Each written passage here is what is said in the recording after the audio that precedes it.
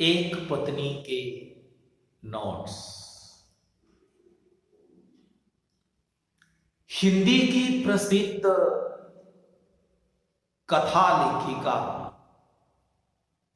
उपन्यासकार ममता कालिया द्वारा लिखित एक श्रेष्ठ लघु उपन्यास है। एक पत्नी के नोट्स।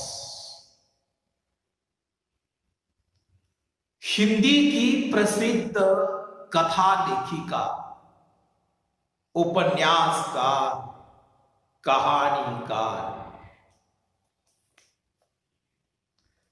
ममता कालिया द्वारा लिखित एक श्रेष्ठतम लघु उपन्यास है। लघु यानी छोटा उपन्यास है। बच्चों, यह उपन्यास इतना छोटा है ममता कालिया का, केवल 69 पन्नों का उपन्यास है, पृष्ठों का उपन्यास है।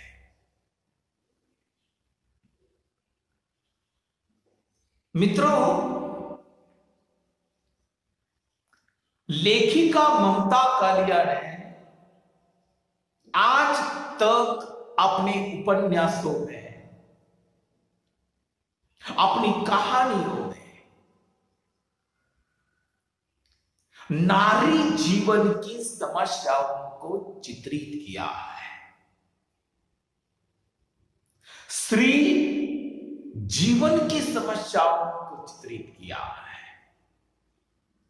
यानी कुल मिलाकर उनके साहित्य का जो उद्देश्य है, वह उद्देश्य नारी जीवन की समस्याएं एवं उनसे संबंधित संवेदनाओं को प्रस्तुत करना रहा है। बच्चों, कभी कभी क्या, हमेशा ऐसा कहा जाता है, उसमें कितनी सत्यता है कितनी असत्यता है मालूम नहीं, परंतु साधारणतः ऐसा कहा जाता है कि एक स्त्री का दुख एक स्त्री ही समझ सकती है, या एक स्त्री की वेदना, एक स्त्री की पीड़ा एक स्त्री ही समझ सकती है। हो सकता है ऐसा। ममता कालिया एक स्त्री होने के नाते अपने विस्तृत जीवन में ममता कालिया को स्त्रियों के जीवन के बारे में जो अनुभव आए होंगे, उन अनुभवों के आधार पर उन्होंने इस उपन्यास में नारी हृदय की जो वेदना है, नारी जीवन से संबंधित जो समस्याएं है, उसी का चित्रण इस उपन्यास में किया। मित्रों, एक बात मुझे स्पष्ट करनी है।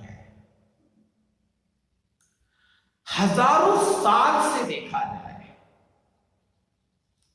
कई सालों से देखा जाए तो स्त्रियां एक उपेक्षित पात्र है।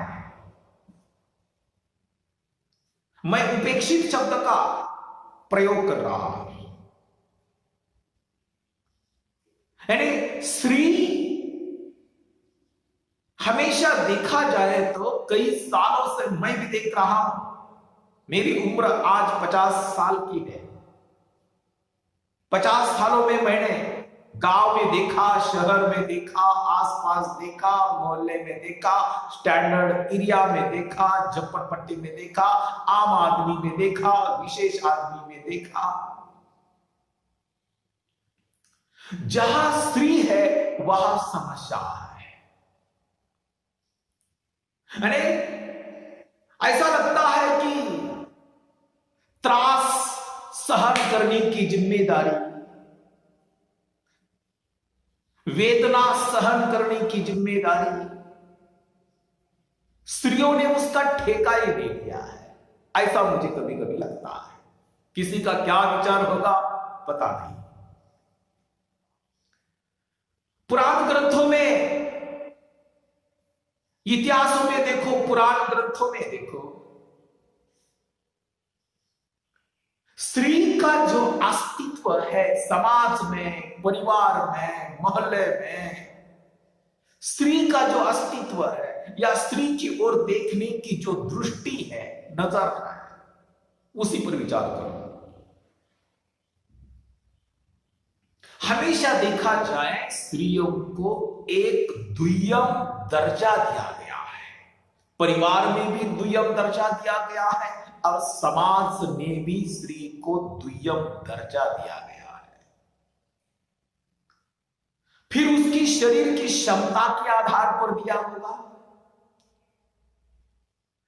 उसकी शरीर की क्षमता के आधार पर अगर समाज ने स्त्रियों को द्वितीय स्थान दिया होगा तो वो थोड़ी बहुत ठीक बात रहेगी, थोड़ी बहुत।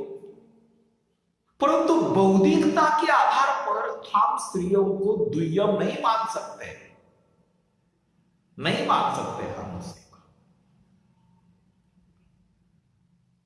इतिहासों में और पुराण ग्रंथों के उदाहरण देखो, वहां की स्त्रियां देखो। महाभारत की कुंती होगी, द्रौपदी होगी, वाल्मीकि रामायण की सीता जी होगी, अहल्या होगी, रानी तारावती होगी, या और भी कई ग्रंथों में स्त्रियों का जो अस्तित्व है उसी को हमेशा द्वितीय स्थान दिया गया है। बच्चों, इस उपन्यास में लेखिका ममता कालिया ने नारी जीवन की समस्या का चित्रण किया और उसी के साथ साथ नारी से संबंधित जो संवेदना को प्रस्तुत किया। संवेदना, उनके जीवन से संबंधित। ये संवेदना का अर्थ किस तरह का हो सकता है? उसमें वेदना है, संवेदना। अरे उस नारी के बारे में हमें क्या लगता है? पुरुष को क्या लगता है नारी के बारे में? अरे आदिकाल का हमारे भारत का इतिहास देख लिया, राजा महाराजाओं का इतिहास। विक्रम संवत 1050 से देखो, नारी केवल एक भोग की वस्तु थी, मनोरंजन का साधन मात्र थी। बच्चों, विक्रम संवत 1050 में राजाओं में जो युद्ध होते थे उसका एकमेव कारण यह भी था, एक सुंदर स्त्री का, राजकुमारी का अपहरण को लेकर, सुंदर स्त्री का अपहरण को लेकर कई लड़ाइयां हुई हैं, युद्ध हुए हैं। ये सबूत है इतिहास में। बच्चों, नारी के बारे में, यानी नारी का अस्तित्व क्या है? पुरुष के जीवन में नारी का अस्तित्व क्या है? एक भोग की वस्तु, एक मनोरंजन का साधन, शरीर सुख की वस्तु। नारी जीवन से संबंधित जो संवेदना है, उस संवेदना को चित्रित करने का काम लेखिका ममता कालिया ने इस उपन्यास में किया। उसी के साथ साथ एक पत्नी के नोट्स इस उपन्यास में लेखिका ममता कालिया ने विकृत प्रेम का चित्रण किया है। बच्चों, आज तक हमने प्रेम के बारे में बहुत कुछ मीठा मीठा सुना था, लेकिन आज ममता कालिया ने इस उपन्यास में विकृत प्रेम का वर्णन किया, विकृत प्रेम का चित्रण किया। हमने आज तक प्रेम के बारे में क्या सोचा था? हमने आज तक प्रेम के बारे में क्या सुना था? हम किसी कहानी में, किसी उपन्यास में, किसी नाटक में, किसी कविता में, किसी शेर शायरी में हमने प्रेम के बारे में क्या सुना था? हमने प्रेम के बारे में सुना था कि प्रेम हवा का झोंका है, प्रेम पहाड़ों से गिरने वाला पवित्र ऐसा झरना है, प्रेम पक्षी की मधुर ध्वनि है, प्रेम बहुत मधुर है। प्रेम को हम पकड़ नहीं सकते, प्रेम को बांध नहीं सकते, प्रेम को मुट्ठी में बंद नहीं कर सकते। प्रेम प्रेम प्रेम। परंतु बच्चों, हमने प्रेम के बारे में जो भी आज तक मीठा मीठा मीठा सुना होगा, परंतु एक पत्नी के नोट्स इस उपन्यास में लेखिका ममता कालिया ने विकृत प्रेम का वर्णन किया। प्रेम विकृत भी हो सकता है। आज पहली बार ममता कालिया ने इस उपन्यास में स्पष्ट कर दिया। मित्रों, मैं हमेशा कहता रहता हूं,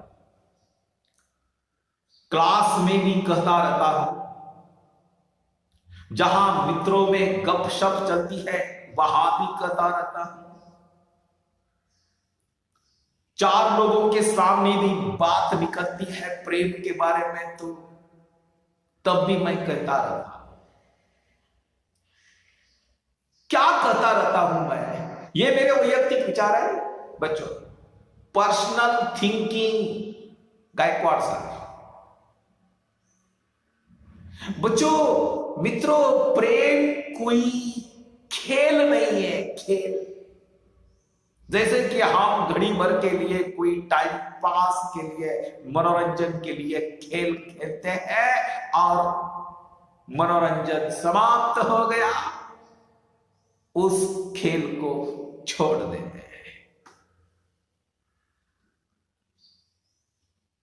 इस उपन्यास में चित्रित जो प्रेम है वह प्रेम विवाह यानी लव मैरिज करने वाले पति पत्नी का प्रेम है।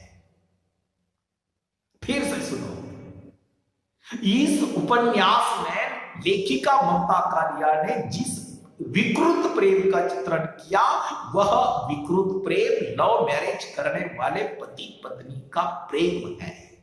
बात आ गई लव मैरिज। बच्चों, मैरिज के अनेक प्रकार हैं, ये आप लोग भी जानते हैं क्योंकि आप लोग अभी समझदार बन गए हैं। लेकिन दो मैरिज तो आप लोग अवश्य जानते हैं, एक अरेंज मैरिज और दूसरा लव मैरिज। परंतु बच्चों, मेरी उम्र आज 50 साल की है। लगभग मैं कॉलेज में 11वीं कक्षा में पढ़ रहा था, तभी से मैं सुन रहा हूं ये शब्द।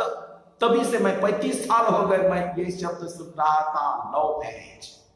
मेरे कानों पर उसी समय भी था। परंतु एक बात मैं स्पष्ट कर देता हूं आज। कौन सी बात? 35 साल के अनुभव में,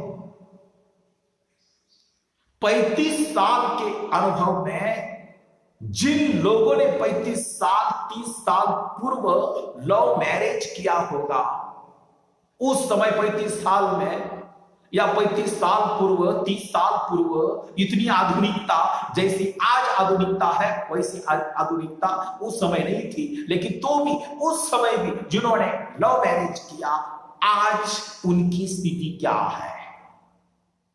बच्चों, मैं दावे के साथ कह सकता हूं, मैं उदाहरण देकर कह सकता हूं, मैं प्रमाण देकर कह सकता हूं कि 90% यानी 90% लव मैरिज टिकता नहीं और टिके नहीं है।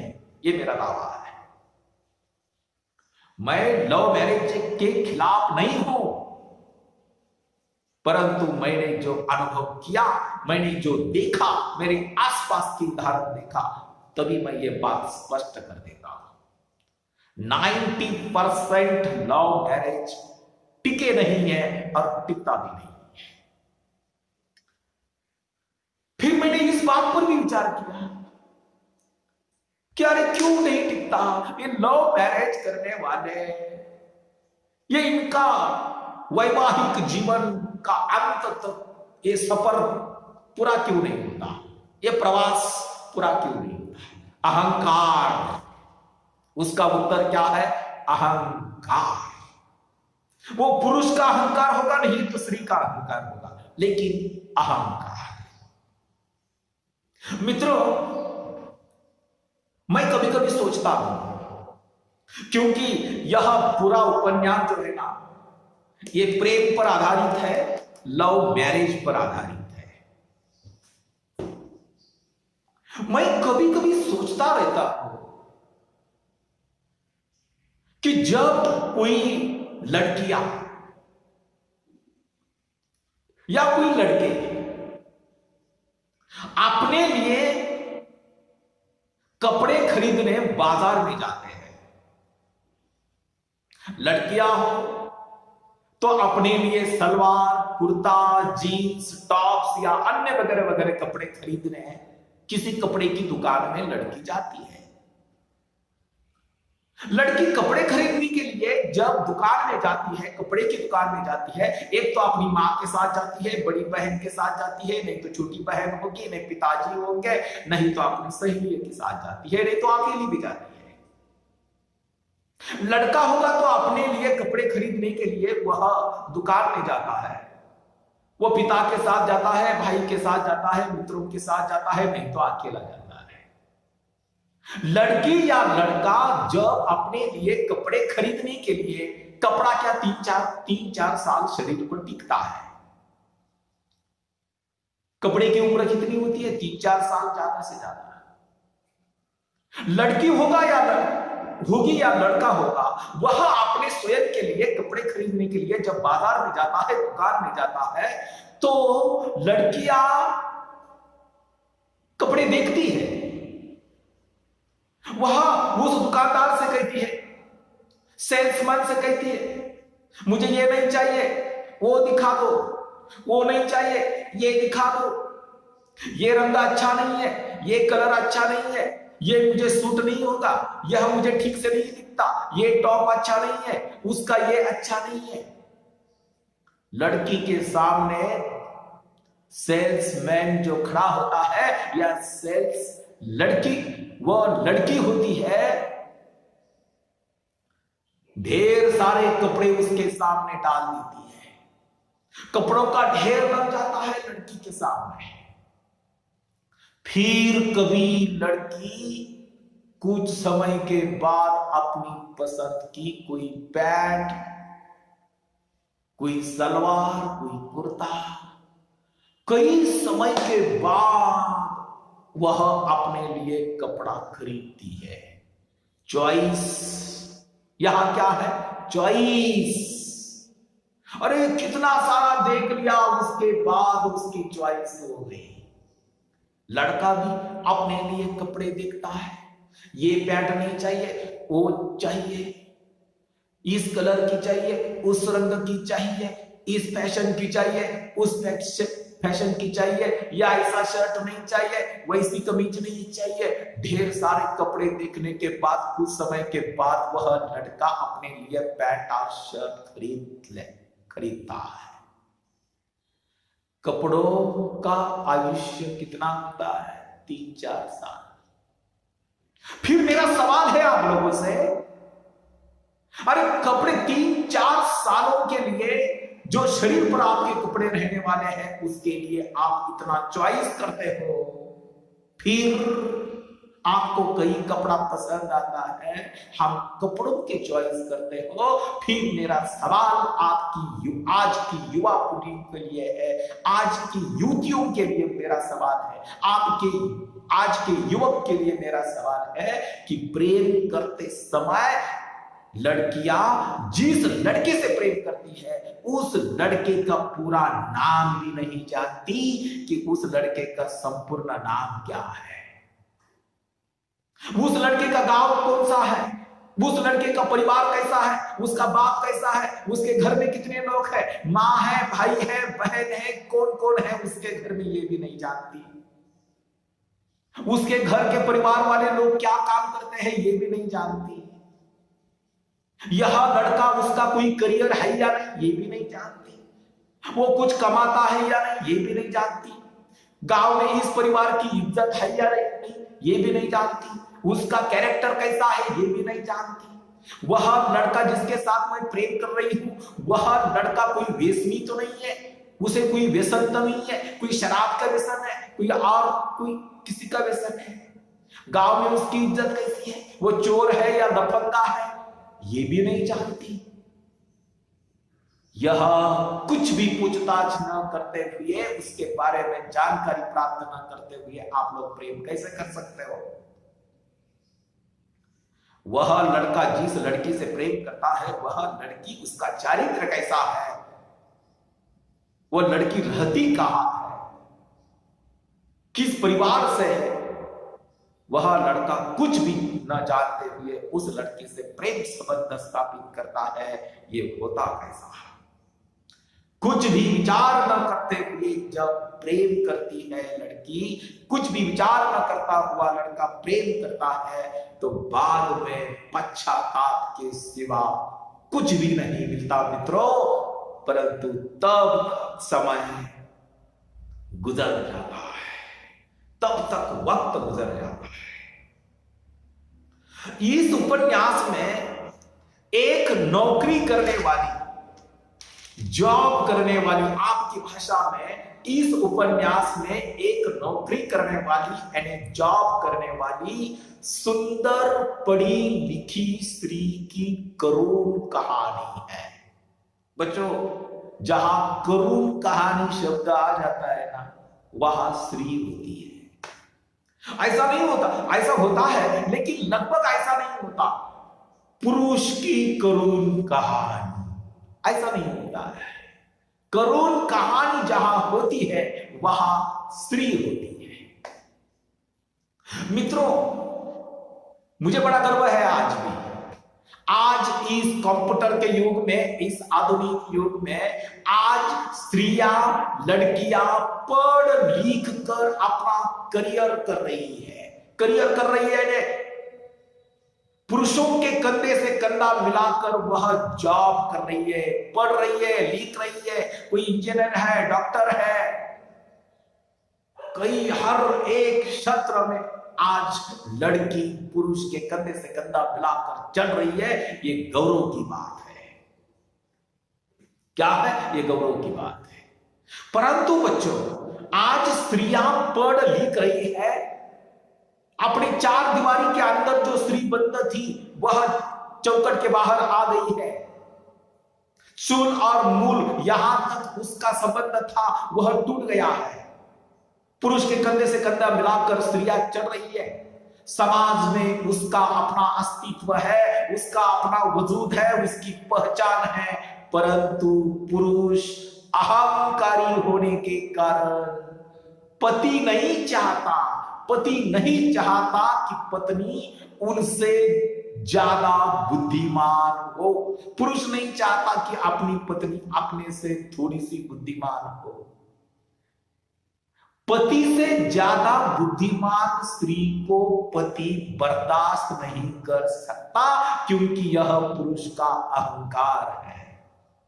वह पुरुष प्रधान संस्कृति का प्रतीक होने के कारण वह चाहता है कि उसकी पत्नी उसके पीछे दो कदम पर रहे, वो पीछे पीछे चले, वही चाहता है। और इसी कारण पढ़े लिखे परिवार में झगड़े होते हैं। पढ़े लिखे परिवार में झगड़े का कारण, संघर्ष का कारण अहंकार है। उसी को हम पुरुष ही अहंकार करते हैं। बच्चों, मैं छोटा था ना, गांव में देखता था मैं, उसी समय यातायात के साधन जो है ना, प्रवास करने के साधन बहुत कम थे। और मैं देखता था इस गांव से उस गांव जाने वाला कोई पति और पत्नी रास्ते से जा रहे हैं ना, तो पति आगे चलता था और पत्नी उसके पीछे चलती थी। मैं बचपन से देख रहा, हमेशा पुरुषों को ऐसा लगता है कि पत्नी पीछे रहे, पुरुष के आगे नहीं। इस उपन्यास में लेखिका ने पढ़े लिखे पुरुष के अहंकार को चित्रित किया है। परंपरागत रूप से देखा जाए, पुरुष प्रधान संस्कृति में स्त्रियों पर पुरुषों का हमेशा वर्चस्व रहा है, प्रभाव रहा है। वह चाहता है कि स्त्री यानी पति उसके प्रत्येक आदेशों का पालन करे। अपने परिवार में भी देखो ना, अपने पिताजी का आदेश घर में चलता है, पिताजी घर में ऑर्डर छोड़ते हैं और उस ऑर्डर का, उस आदेश का पालन अपनी मां करती है, अपनी भाभी करती है, क्योंकि घर में पुरुष सत्ता होती है। पुरुष चाहता है कि पत्नी उसके इशारे पर नाचे, और इन कारणों से घर में संघर्ष होता है, झगड़ा होता है। यही तो संघर्ष का कारण है। आधुनिक परिवारों में जो संघर्ष है पति पत्नियों में, वह केवल अहंकार है, पुरुषी अहंकार है।